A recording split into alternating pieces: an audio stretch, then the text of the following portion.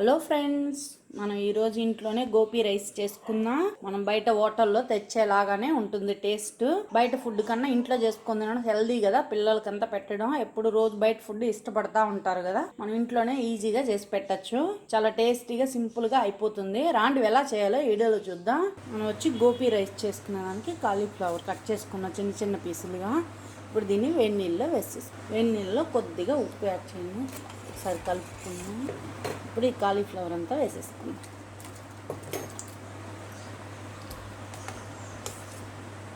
ఒక 2 నిమిషాలు మూత పెట్టేసుకుందాం. చూడండి, 2 నిమిషాలు అయిపోయింది. ఇప్పుడు ఇవన్నీ పక్కకు నీళ్ళంతా వంచేద్దాం.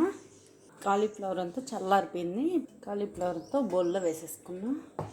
కార్న్ఫ్లవర్ 2 స్పూన్లు, మైదా 3 స్పూన్లు, కారం, నాకు కారమే బాగా రెడ్ కలర్లో ఉంటుంది కాబట్టి నేను కలర్ పొడి వేసుకోవాల్సిన పని ఏమి ఉండదు. అట్లనే మనకు కలర్గా తెలుస్తుంది. కాశ్మీర్ కారం అడిగారంటే ఇస్తారు. ఉప్పు. ఇప్పుడు ఇవన్నీ మనం కలుపుకుందాం. కొద్దిగా వాటర్ వేసి కలుపుకోండి. ఇట్లా కలుపుకుంటే సరిపోతుంది. నేను వచ్చి నాకు రెడ్గా ఉండదు చూడండి, కాశ్మీర్ మిరప్పొడి వేసాను కాబట్టి చాలా అంటే చాలా కలర్గా ఉంది. ఏం నానాల్సిన పని లేదు. వెంటనే మనం డీప్ ఫ్రై చేసుకుందాం. ఇప్పుడు డీప్ ఫ్రైకి నూనె పెట్టేసుకుందాం. డీప్ ఫ్రైకి నూనె పెట్టేసాను. నూనె హీట్ అయింది. ఇప్పుడు మనం ఈ గోపి వేసేసుకుందాం.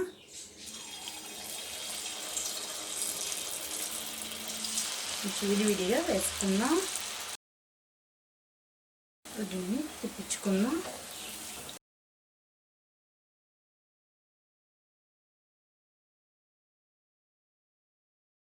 మనకు బయట చేస్తారు కదా హోటల్లో అంతా, అలాగనే ఉంటుంది. మనం ఇంట్లో చేసుకుంటే టేస్ట్ అయితే అలాగనే ఉంటుంది.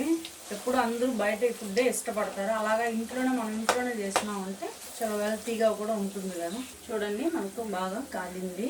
తీసేస్తాం.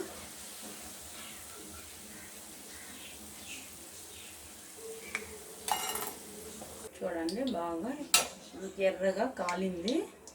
కలర్ కూడా బాగుంది. చూడండి, ఇదే కడాయిలో వచ్చి మనం వేపుకున్నాం. ఎక్స్ట్రా నూనె అంతా తీసేస్తాం పక్కకు. చూడండి, ఎక్స్ట్రా నూనె అంతా తీసేసాను. ఒక 2 స్పూన్ల నూనె మాత్రం పెట్టుకున్నా. వెల్లుల్లిపాయ ముక్కలు వేసేసుకున్నా. నేను ఒక 2 వెల్లుల్లిపాయలు తీసి చిన్నగా కట్ చేసుకున్నాను. ఒక పచ్చిమిర్చి తీసి కట్ చేసుకున్నాను. ఉల్లిపాయ ముక్కలు, చిన్న ఉల్లిపాయ ఒకటి, అలాగనే క్యాప్సికం,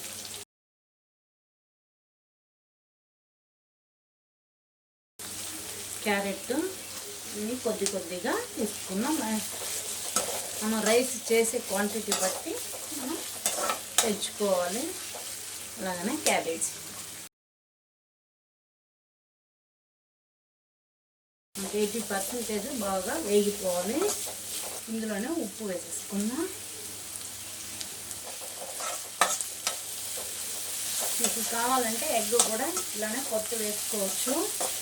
చూడండి, అన్నీ మనకు బాగా వేగిపోయినాయి కదా. 80% మనకి వేగిపోయినాయి. నేను వచ్చి రెడ్ చిల్లీ చిల్లీ 1 స్పూన్ వేసుకున్నాను. అలాగనే సోయా కూడా వేసుకున్నాను. సోయా 2 స్పూన్లు వేసుకున్నాం. ఇదంతా బాగా వేయించుకున్నాం. ఇక్కడ వచ్చి గోపి కూడా యాడ్ చేయాలి. గోపి కూడా కొంతసేపు వేయించుకోవాలి. కారం కూడా కొద్దిగా వేస్తే నేను రైస్ యాడ్ చేసేసుకున్నాను. 1 కప్పు ఉడికిచ్చి చల్లారబెట్టిన రైస్ యాడ్ చేశాను. కెమెరా ఆఫ్ అయిపోయింది అది, అందువల్ల మీకు రైస్ వేసిన మాత్రం చూపెట్ల. రైస్ వేసాను. Sorry friends. మిరియాల పొడి 1 స్పూన్ వేసుకున్నా. ఇన్ని కలబెట్టుకున్నాను.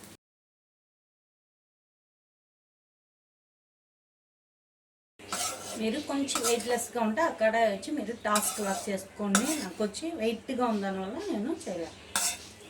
అందుకని నేను గెంటితో లేసుగా కలుపుతాను. మరి ఎక్కువ కలపద్దండి, బాసుమతి రైస్ ఇరిగిపోతుంది.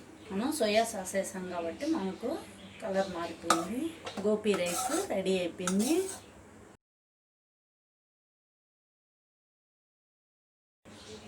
స్టవ్ కట్టేస్తాం. దీన్ని వేరే బౌల్లోకి తీసేసుకుంటాం. చూడండి, సింపుల్గా మనకైతే గోపి రైస్ రెడీ అయిపోయింది. చాలా టేస్టీగా ఉంది. మీరు తప్పకుండా ఒకసారి ట్రై చేయండి ఇంట్లో. ఈ వీడియో నచ్చింది అనుకుంటున్నాను. నచ్చితే లైక్ చేయండి, ఫ్రెండ్స్కి అంతా షేర్ చేయండి. మర్చిపోకుండా నా ఛానల్ సబ్స్క్రైబ్ చేసుకోండి. పక్కనే ఉన్న బెల్ బటన్ నొక్కండి. నేను ఏ వీడియో వేయగానే వెంటనే మీకు నోటిఫికేషన్ వస్తుంది.